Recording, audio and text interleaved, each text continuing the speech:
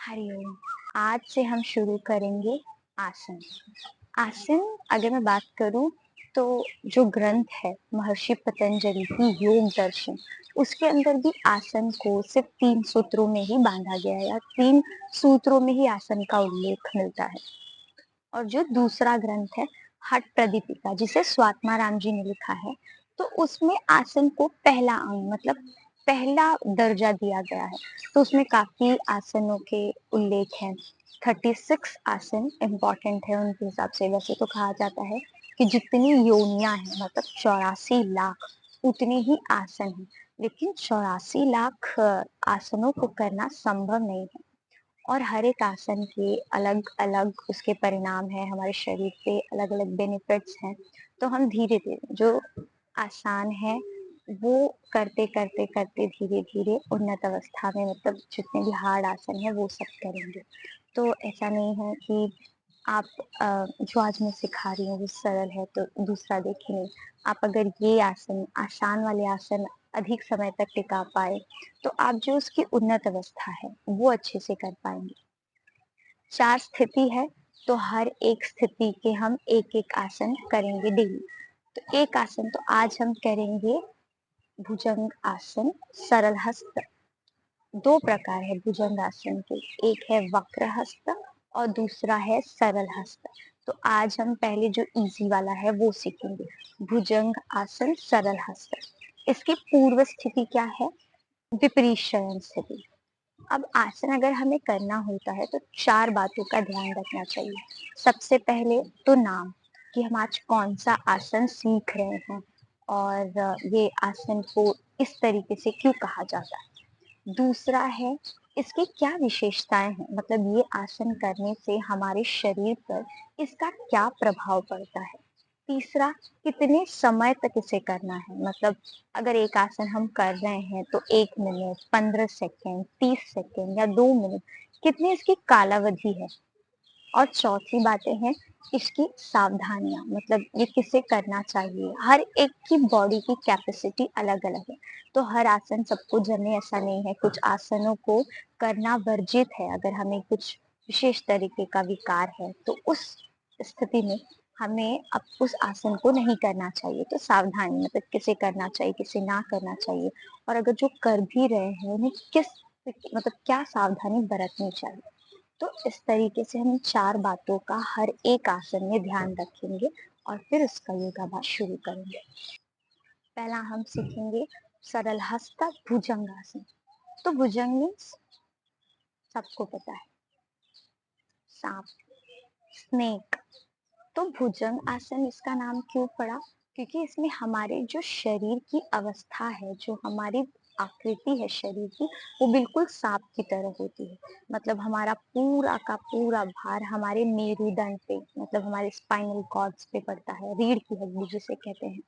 तो हम जब इस अवस्था में होते हैं और इस तरीके से बॉडी को उठाते हैं, तो हमारे जितने भी जो भी हमारे शरीर का भार है वो हमारे पीछे रीढ़ की हड्डी पे पड़ता है। और बाद में प्रैक्टिस करते करते हम बिना हाथों के सहारे ही अपने पेट को मतलब इस तरीके से जमीन से उठ सकते हैं कि हमारी स्थिति सांप की तरह दिखे। इसीलिए इसका नाम भुजंगासन कहा गया है। और भुजंगासन और हम दिन जो दैनिक कार्य है हमारे, वो सब हमारे आगे की तरफ से होते हैं। मतलब हम झुक के कोई सामान उठाते हैं, कोई भी चीज हम आगे की तरफ से करते हैं, ऐसा कोई पीछे की तरफ से सामान तो उठाता नहीं है। हाँ, कुछ है। तो उस तरीके से हमें पीछे की ओर कोई भी क्रिया होती नहीं है हमारे शरीर की।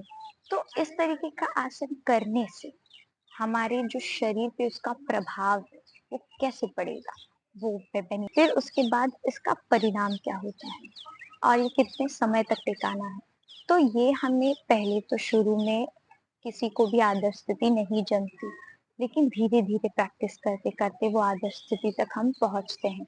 और आप ऐसा कि इसे एक्चुअली टिकाना है 15 सेकेंड, मिनिमम 10 सेकेंड तक तो टिकाना है। और अगर आप और प्रैक्टिस करते करते इसे हमें 1 मिनट तक, फिर 3 मिनट तक, फिर 5 मिनट तक भी इसे हम टिकाना है। लेकिन आप शुरू कर रहे हैं तो आप आवर्तन कीजिए, मतलब एक बार किया, फिर 2 बार किया, 3 बार किया, ऐसे 3 सेट कीजिए एक आसन के, या 2 सेट कीजिए एक ही आसन के। आप उसे 10 सेकंड तक कीजिए, फिर आराम, फिर 10 सेकंड। इस तरीके से हर एक आसन का 2 बार आप प्रैक्टिस करेंगे, तो आप निरंतर करते रहेंगे तो वो 1 मिनट, 2 मिनट तक आप टिका पाएँगे। फिर उसके बाद हमें इसका परिणाम क्या पड़ता है, जब हमारी अवस्था मतलब स्थिति इस तरीके की है, अब वो हम हमेशा सामने की ओर झुकते हैं, पीछे कोई भी मूवमेंट नहीं होती। तो हम जब लेटे होते हैं और हम अपने शरीर को जब पीछे की ओर मोड़ते हैं, तो हमारे स्पाइनल कॉर्ड में लवचिकता मतलब फ्लेक्सिबिलिटी उत्पन्न होती, तो उसके लिए अच्छा है। दूसरा, हमारी पाचन ग्रंथियाँ जो हैं, हमारे विशेष प्रकार का तान उत्पन्न होता है, तो हमारी पाचन क्रिया जो है वो अच्छी होती है। इस तरीके से जब हम उठते हैं तो जो प्रेशर है, जो तान है, वो हमारे पेट पे पड़ता है, क्योंकि सारा भार मेरुदंड ने मतलब स्पाइनल कॉर्ड ने उठाया हुआ है और हाथों की मदद से हम ऊपर उठे हैं, तो हमारे पेट पर हमारे स्पाइनल कॉर्ड में डिस्प्लेसमेंट आ गई है, मीन्स वो विभाजित हो गई हैं। तो इस तो उसके लिए भी आसन बहुत ही अच्छा है। भुजंगासन करने से हमारे शरीर पे इसका अच्छा प्रभाव पड़ता है। और किसे ये नहीं करना चाहिए, मतलब दक्षता, हमें क्या-क्या सावधानी बरतनी चाहिए। तो अगर किसी को मतलब किसी का रीढ़ का हड्डी, स्पाइनल कॉर्ड काफ़ी स्टिफ्ड है, तो उसे बहुत ही आराम से करना चाहिए। झटके में मतलब ना दे, झटके में नीचे ना छोड़े, बहुत ही आराम से। हर एक आसन को बहुत ही संत, बहुत ही आराम से करना है। अब सेकंड है कि अगर किसी को हर्निया मतलब किसी को भी पेट का विकार है, तो उसे भी आसन नहीं करना चाहिए। और अगर आप कर भी रहे हैं तो गुरु के मार्गदर्शन में करें, मतलब तो विपरीत शयन स्थिति हमारी पूर्व स्थिति होगी। हम अभी हम विपरीत शयन स्थिति में हैं, तो जो हमारा दोनों हाथ है, हमारे पैर इस तरीके से नहीं होने चाहिए, बल्कि पूरे ज़मीन पे होने चाहिए, और जो हमारी हाथ है वो हमारे छाती के बगल में होना चाहिए।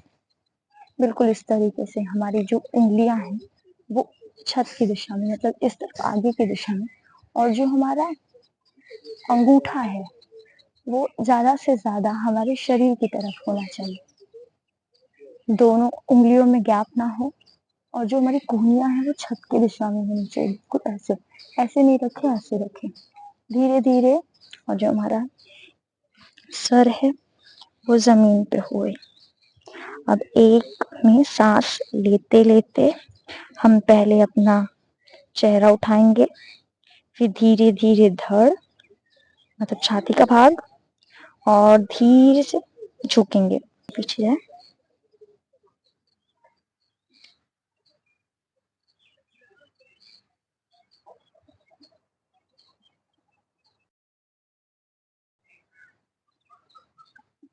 छोटे-छोटे नीचे थोड़ी को ज़मीन पे रखे, हाथ पीछे की तरफ, और इस तरीके से आसन स्थिति ले और आसन स्थिति को छोड़े। बहुत ही झटके में ना करें। अगर आपके हाथ कोहनी से सीधा नहीं हो रहे हैं तो कोई बात नहीं, धीरे-धीरे अभ्यास से वो सीधे हो जाएँगे। पहले हमारा सारा भार हाथों पे जाता है, तो गर्दन को ऐसे ना करें, बल्कि खुला ही रखेंगे। उसको ऐसे चिपकाएँ नहीं, क्योंकि हम जैसे-जैसे ऊपर उठते हैं, सारा प्रेशर को जब कोहनियाँ सीधी होती हैं तो सारा प्रेशर इस तरीके से आता है कि हम और ज़्यादा मुड़ सकें, तो ऐसे ना करें, बल्कि सीधा ही रहे और ज़्यादा से ज़्यादा पीछे की ओर मुड़े। जितना हो रहा है आप ज़्यादा से ज़्यादा, इन द सेंस आपकी बॉडी की कैपेसिटी के हिसाब से ही आप अपने शरीर की प्रकृति आकृति लो।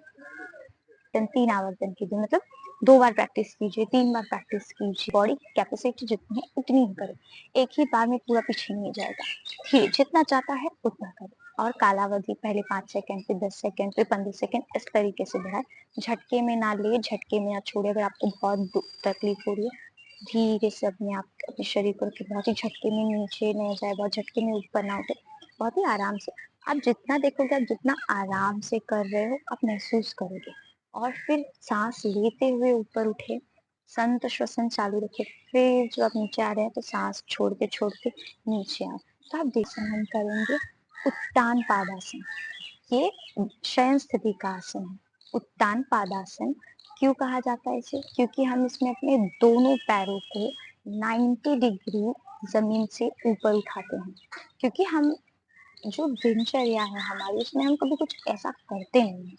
तो जब हम ये आसन लेते हैं तो इसका एक अच्छा प्रभाव हमारे शरीर पे पड़ता है और आगे जो आसन है, जो डिफ़िकल्ट आसन है, उसके मैं कहूँ इसकी ये पूर्व तैयारी है। मतलब आगे आने वाले आसन की ये पूर्व तैयारी है उत्तान पादासन। लेकिन इसका बहुत ही अच्छा बेनिफिट हमारे शरीर पे भी पड़ता है, तो इसीलिए इसको एक अलग आसन के तौर पे भी किया जाता है। उत्तान पादास तो किस तरीके से हमारे पेट पे हमारी पाचन क्रिया उससे अच्छी होती है कि कालावधि कितने समय तक है। तो इसकी कालावधि पहले-पहले दिखने में ये बहुत ही आसान लगता है, लेकिन कोई-कोई इसे 2 सेकंड या 3 सेकंड भी नहीं कर पाता। तो पहले धीरे इसकी 5 सेकंड तक से करिए, फिर 10 सेकंड, फिर 15 सेकंड तक आप कीजिए, इसकी कालावधि 15 सेकंड तक है। लेकिन आप प्रैक्टिस कीजिए 1 बार, 2 बार, 3 बार, फिर उसे 15 सेकंड तक टिकाने का कोशिश कीजिए। तो जब हम उसे होल्ड करके रखते हैं तो हमारी जो छोटी आंत और बड़ी आंत पे उसका एक विशेष प्रकार का तान उत्पन्न होता है। तो हमारे पाचन क्रिया में मदद होती है। फिर किसी-किसी को अ, वात का तकलीफ होता है, गैस की तकलीफ होती है। तो उत्तान पादासन करने से वो वायु नियुक्त होती है, जो भी कार्बन डाइऑक्साइड है वो बाहर जाती है। तो उत्सर्जन और प्रसरण की क्षमता भी बढ़ती है और जो हमारी अशुद्धि जो रक्त है क्योंकि पैर को इस तरीके से उठाया तो जो अशुद्ध रक्त है वो हृदय की ओर जाता है। तो इस तरीके मतलब उसमें भी शुद्धि होती है। जब हमारा इसे किसे नहीं करना चाहिए? अगर किसी को पैर का कोई ज़्यादा विकार है या पेट का कोई विकार है, तो उसे ये आसन नहीं करना चाहिए और अगर कर रहे हैं तो बहुत ही सावधानी से झटके में ना लें, झटके में ना छोड़ें। सारे आसन बहुत ही संत और सावकाश मतलब बहुत ही आराम से करें। तो अब इसे हम देखेंगे कि किसे करना है। स्थिति है शयन स्थिति। तो हम देखते हैं इसे आसन में कैसे लेना है और कैसे छोड़ना है। एक अंक में इसे लेना है और एक अंक में ही इसे छोड़ना है। पूर्व स्थिति है वो है शयन स्थिति। हाथों को जमीन पे टिकाए रखें, पैर को 90 डिग्री में उठाएं। अगर आपको नहीं जमता तो थोड़ा हाथ अंदर की तरफ डालें, हाथ की मुट्ठी बांधे, जमीन पूरा कंधा जो है वो जमीन पे रखे, आंखें बंद करके सांस लेते हुए पैर उठाए और जो हमारा नजर है वो नजर धीरे धीरे छोड़े। अगर आपका इतना ही जाता है तो कोई बात नहीं, बस घुटने को मोड़े ना। इस तरीके से आसन नहीं करें, इस तरीके से नहीं करें, बल्कि एक या फिर आप कोई आधार लेके भी कर सकते हैं और धीरे धीरे छोड़े। कैसे हो रहा है आप पहले किसी की मदद से भी आप अपने पैर को 90 डिग्री में उठा सकते हो। किसी को कहो कि आपको थोड़ा होल्ड करे, फिर धीरे धीरे आप कोशिश करो कि आप कर पाओ खुद से और इस तरीके से आपका अभ्यास निरंतर जारी रखें। कल एक नए वीडियो के साथ। हरिओम।